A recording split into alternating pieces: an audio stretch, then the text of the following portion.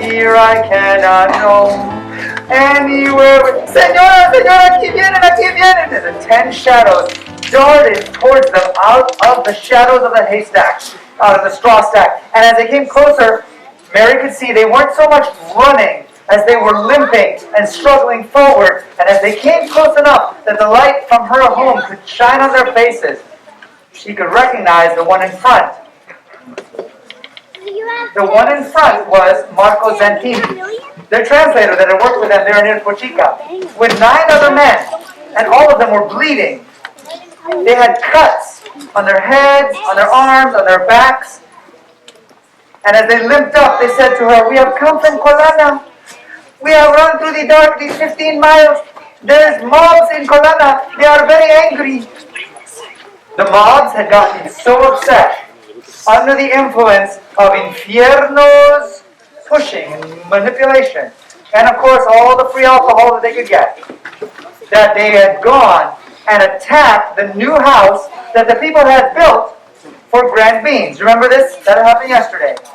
After it had been knocked over and Mr. Champani had been injured, Grant had gone back the next day, and while he was there, the people began to rebuild Grant's new home there. When the mob found out about it, they came that afternoon and they attacked the men, Marco Zantini and his other 9 men, who were rebuilding the house. They said, "We tore it down for it to stay down. We don't want you here. We don't want Grant Beans here." He's a gringo Protestant heretic. And they attacked them with whips and sticks, beat the men, and they were able to escape off into the hillsides. And then they had hidden until dark, and then crept using the shadows for 15 miles to get to Pochica, where Grant Beans' old home was, and that's where Mary had been. Mary said, "Did you see Grant? Was he there when they attacked the home there and knocked it down for the second time?" "No, Signora," said Marco Zantini. We had only seen him in the morning. He was in the market talking to people, but we did not see him since they attacked." "Well, he hasn't come home," said Mary. "We don't know where he is. I don't know what to do." Marco Zantini, "I tell you what to do, Signora. It's what you would always tell me to do. We should pray." And so they prayed right there outside of the home. They prayed that God would protect Grant wherever he was, that he would protect their home here in Pochica. Because if the mobs came, there was nothing that could defend them except for the power of God. But he had defended them before. And Mary claimed that promise, that I can do all things through Christ who strengthens me. And that Christ had the strength, that Jesus' angels had the strength, that God would send protection for them. They slept through the night there.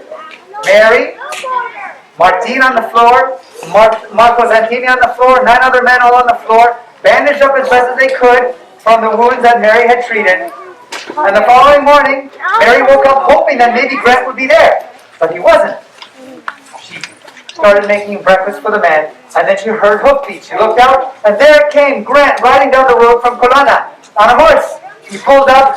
He looked tired. He looked dirty. And he said, Mary, I'm so sorry. I know you've been scared for me all night. And I felt so bad leaving you here alone all night." She said, "I was not here alone, actually. I had 10 men and a little boy all here to help me." And she kind of grinned at him a little bit. He said, "What do you mean?" And he looked in the house and he saw the men that she had helped to treat. They told him the story of what had happened to the men. And he said, "Yes, after I heard that our new house had been knocked down, I thought perhaps they would try to knock down the church that we have built in Colana. So I stayed there last night with a few men, but nobody came to attack the church." And now Grant realized that things had reached a point that he was going to need to get more official help. He needed to stop this before it got worse, because now so many of the Seventh-day Adventists that have been baptized were being beat up and injured and their things stolen, that they needed the government to come in and help protect them and put an end to all of this. So Grant said, "You know what I'm going to do? Presidente Guerra, the president of Bolivia, he said that he would help us if we needed help. He's helped before when I was in jail, standing in the poop jail. You guys remember the poop jail? He helped get me out of that jail by sending messages and making them get me out. He can help us with this. I'm going to ride down to Viacha, which is 30 miles away, Mary. I'm going to ride to Viacha. I'm going to ask for help." He said, "Okay, Grant.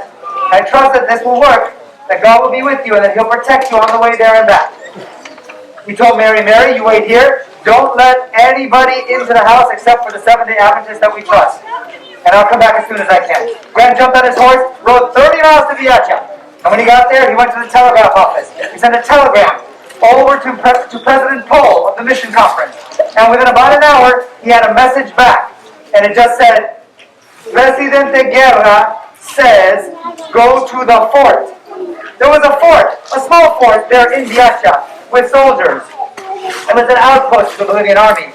So Grant went over to the fort. He knocked on the door, tum, tum, tum, and it opened, and they let him in, and they took him into the office of the colonel. And the colonel said, yes, senor, I have received a message also from the Presidente. Come and meet your men. What do you mean, my men? You are going to lead some men back to back to Colana, and they are going to help you. Grant walks into another room, and there, standing in rows, were soldiers. And at their lead was Lieutenant Salvador. Lieutenant Salvador said, hello, sir. I am Lieutenant Salvador. These are my 22 men. We have been given instructions to come and enforce peace in Colana. We are to arrest anyone who is causing trouble. We are to assess fines for anything that has been damaged. And we have specific instructions that if anyone raises even a finger to stop us, we are to use many bullets. Grant said, well, I'm hoping it won't come to that. And Lieutenant Salvador said, you never know, senor, when you might need many bullets. I have had my men pack 2,000 bullets. I think we can take care of any problems you might be having, senor. Grant got more than he asked for. He said, okay, do you know where Colana is? They said, yes, senor, we know where it is. He said, I need to ride on ahead and tell my wife what's going on. I've left her alone already for a few hours. I need to get back there. Very good, senor. We'll be on our horses and coming behind you, but you can go on ahead as fast as you want. Grant jumped on his horse and galloped 30 miles back up to Fuchica. Mary was waiting for him there at the front door. He stopped and told her, looks like God is sending help for us, like what we asked for. Now, Mary, we need to pray. Not only do we need to pray for the safety of the Adventists and the people who are trying to help keep God's word going here in the mountains of Bolivia, we need to pray for the safety of all the mob people, because if they get out of control, the army is going to shoot them down, and we don't want that to happen either. Sounds like somebody else must be telling a really good story, because people aren't listening up here. So Mary, let's pray. They knelt, they prayed, and then he jumped on his horse and rode ahead to Colana. The army had not reached Pochica yet, but he rode ahead to Colana to see what support he could give to the Adventists who were there in the city where the mobs and the rioters were going on. When he arrived, he saw Mr. Champani. Mr. Champani was one of the 2 Catholic headmen of the village who had been converted and started a big Sabbath school there. Mr. Champani had been horribly beat up when the house had been knocked down just a couple days before. But he limped out and greeted Grant as he rode into the town, and he told him, Senor, they have taken Melchior Mamani, my partner, my friend, they have taken him. Who took him? Infierno. He took him. And Father Vicente, he took him. They took him to the police station. They are going to beat him until he becomes a Catholic again. Isn't it nice that if you decide to get baptized as a Seventh-day Adventist, that we don't beat you into deciding that? I think that's a nice thing, that we let you make up your own minds. I think that's wonderful. But they were saying, we're going to beat Mamani until he changes his mind and becomes Catholic again. And Grant knew they could do it. Infierno, remember, biggest guy around, big bushy mustaches, hat pulled low, fierce eyes, long knife, big rawhide whip, large muscles. He could probably force anybody to do what he wanted to do. Grant ran as fast as he could down the small streets until he got to the police station. The police station had a small building with a tiny jail, just maybe could hold maybe 3 people in it, and it had a courtyard in front. And it had, this is an interesting feature, a lot of these small police stations in the mountains, they would have a little stone pedestal or a big rock in the middle of the courtyard, and that's where punishment would be administered. If you needed to get punished for doing something wrong, they would make you lay over the rock, and then they could whip you there really easily. Because, you don't want the guy doing all the whipping, his arm to get tired or anything. So you make it at a nice ergonomic height for whipping. And there, laying over that stone pedestal, with his shirt taken off and his back upwards, ready to get beaten, was Melchior Mamani, the other man who had been converted and who had helped lead so many people to the Adventist message. And he was laying there on his stomach, and Infierno was standing over him. And he was screaming at him at the top of his lungs. Give up! must give up being in Seventh-day Adventista. Give up the message that you learned in the Protestante Bible. Give up. You must return to being Catholic, or Father Vicente here will send your soul to hell for leading all the people astray. Grant watched from around the corner of the police station courtyard pillar to see what was going on before he walked in. And he saw Infierno say this. And then he saw and he heard Mr. Mamani tilt his head to the side to look at Infierno. And here's what that brave Christian said. Señor, I cannot give up Jesus. I can't give up Jesus. He saved me. He already died for me. He willing to have whipping and be killed on the cross for me. Why would I not be letting someone whip me for him? And besides, he said, I am not worried. He already saved me. Father Vicente cannot send me to hell when Jesus has already saved me. Father Vicente was furious. Whip him! Whip him now! Whip him until the skin comes off! And Infierno raised his hand back, curling that 9-foot rawhide whip, got ready to bring it down, and Grant stepped into the courtyard. Stop! Everyone froze. Infierno with his arm back, Father Vicente just purple with rage in his face, Mamani waiting for the first blow to fall, and a few other of the mob leaders gathered around, watching it, and excited to see someone get punishment for doing something that they didn't like. But everyone froze when Grant yelled out, stop. Grant stepped in closer and stood next to Mamani. What do you mean by this? How can you treat people this way? Bolivia is a land of freedom of religion. It's in your constitution. People can choose who they want to worship. We, the Seventh-day Adventists, have permission from your president and from all the officials that we needed to have in order to be able to come and help the people. And we came to help them. We came to help them live happier lives. We came to help them have physical health, to have spiritual health, to get rid of addiction, to stop chewing the coca leaves, to stop drinking alcohol, to be able to live lives like Jesus would want them to live. What do you do? He pointed at Father Vicente. What do you do?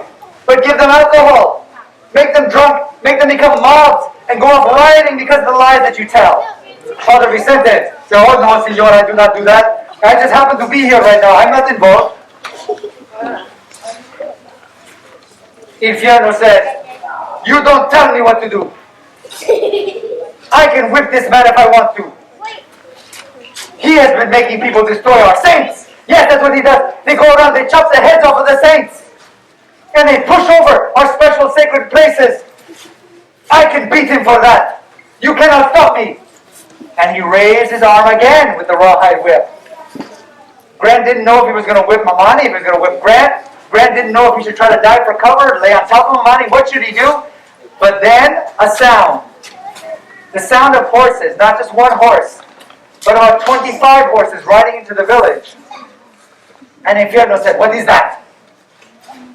And before Grant could explain, a little boy came running into the courtyard, yelling, It is the soldiers! They are here! The Bolivian soldiers are here! Infierno looked at Grant. The army is coming to help! Why didn't you warn me? And he threw the whip down, and he said, let's run to Father Vicente. And they ran through the police station, out the back door. They jumped on a couple horses over there, and they rode off into the hills. The other mob leaders started looking at each other. Where do we go? Where do we go? Grant reached down, picked up Mamani, gave him his shirt that was laying crumpled there, gave him a hug. Mamani was calm. He didn't even look afraid. And the horsemen rode into the town. The soldiers jumped off their horses, came right into the police station because Mr. Champani and Marco Zantini had led them there. And they came right in. They arrested the mob leaders. And the lieutenant, he was very efficient. He was in charge. Go through the town. Find anyone who has been leading the mob. Bring them, arrest them. We're going to hold a trial. Within an hour, they had 25 men arrested. How many people could they fit inside the police station jail cell? 3. So, Lieutenant Salvador came up to Grant and said, I am needing a building in order to be able to keep all these prisoners until the trial. The biggest building in this village is your Adventist church. I'm going to keep them there. And he put them all into the Adventist church. Grant said, we didn't really design it to be a prison. But then Mamani came up to him and to Lieutenant Salvador and said, Senor, if they are going to be guests of our church during this time, those men look like they are hungry and tired. Perhaps we could bring them some food and water? Lieutenant Salvador was not expecting this, especially from the man who was just about to be whipped by the leader of the mob. Within another hour, the women of the town had prepared all sorts of food, and the young boys were bringing jugs of water, and they came into the church, and they fed all the mob leaders that had been arrested. The mob leaders who had beat up Champani, the mob leaders who had knocked over Grant's house, the mob leaders who had been riding around, threatening, whipping, doing all sorts of evil things. The Adventistas just came in and treated them like brothers and sisters. Lieutenant Salvador was watching all this. It was on his mind. So the following morning they had a trial, and there was a star defendant in this trial because Infierno had been captured after all. Infierno had ridden off. He'd gone to another town where he had relatives to hide. But some of the mob leaders who had been captured said, now, you know, if I tell you where Infierno is, will you maybe not give me a whipping? And they had said, yes, we can do that. So the army went, they arrested Infierno, and now it was time for his trial. He sat on a chair in the middle of the police courtyard. And the lieutenant stood. And all the people gathered on the courtyard. Inside, around it, climbing up the wall to look over the top. And the lieutenant said, for these trials, we need to determine who is the leader of these mobs. We need to determine how the leader has been convincing people to participate in the mobs. And we need to determine correct punishment. Señor Infierno. Not his real name. I think you guys know that, right? This is just a nickname everybody called him. Señor, are you the leader of the mobs? Infierno didn't look so tough anymore. No, Señor, I am not the leader of the mobs. I don't even know anything about the mobs. I have never been in a mob. I couldn't even spell mob if you asked me to spell mob.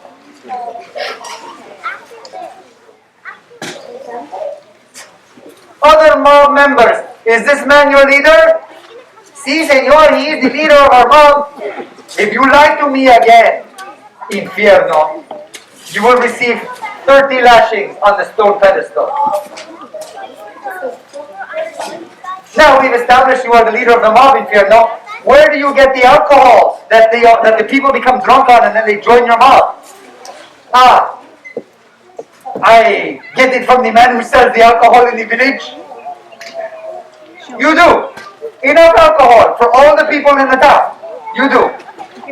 Who owns the alcohol store here in town? I do, Senor.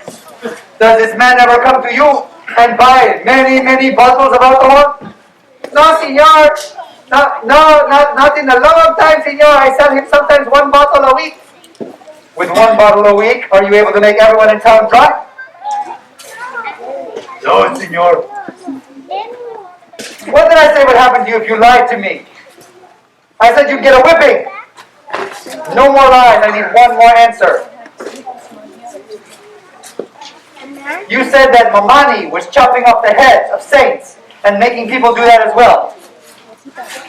Did he actually do that?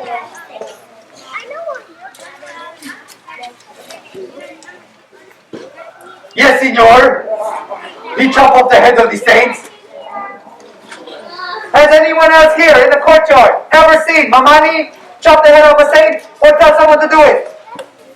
Everybody was still. I like the Gatorade bottle. Take off his shirt. The soldiers grabbed Infierno. They put him down on the pedestal. They ripped his shirt off. 30 lashes to Lieutenant Salvador. And the rawhide whip came down on Infierno's back 30 times. Each time, you could hear the breath go out of. And when it was done, he got up and he looked over and he saw Grant Beans, who had been standing there the whole time. Grant had a tear in his eye. And Infierno came over to him on his knees. Senor, I'm sorry. I'm sorry for what I did, Senor. The lieutenant said, are you ready to confess? Yes, Senor. Where did you get the alcohol? From Father Vicente, Senor. Father Vicente? Everyone in town was shocked. Father Vicente gave you the alcohol? Yes, and he gave me the plans. on how we would drive bread beans out of the town and out of all the mountains. Word spread very rapidly. And over the next few weeks, what happened there in Colana ended up saving many, many lives. Not only of the people around Colana and of the Adventistas there, but Adventists who had also been in other parts of Bolivia. There were other missionaries at the time who were also encountering persecution and threats in other parts of the country. And they were rescued because of what happened in Colana. When the people of Colana started spreading out the news, hey, Father Vicente was behind this. He did this. He wanted to chase them out. We don't have any reason to chase them out. They don't actually chop the heads off the saints. The persecution stopped. Lieutenant Salvador said at that trial, Infierno, you have received the punishment of 30 lashings. I could also throw you in prison. I could charge you large amounts of money as the leader of this mob. However, you were influenced by Father Vicente. Therefore, all I will have to do for you is show you the same kind of mercy like the Adventistas showed when they brought food and water to those who persecuted them. So, your only consequence that remains is you must take all the mob leaders and all of you must work to rebuild Grand Bean's home. You must repair all the damages, return the animals that have been stolen, pay anyone that you cannot give their animals back. And I will leave a small group of soldiers here in town with many, many bullets to make sure that you do what I have told you today. Within 3 months, everything was fixed and repaired. Grant and his family were living there now in the town. Within 4 months, 400 people were attending the church in Colana every Sabbath. And this is probably the best news of all. Within a year, Infierno, not his real name, was baptized by Elder Oswald and became a leader in the church and worked with Grand Beans for the next couple of years, spreading the gospel of Jesus around the towns, using his own influence to show people that even God could even change him. You know, in 1917, when Grand Beans first arrived there in Bolivia, there were just 4 Seventh-day Adventists in the whole country who were native Indians there.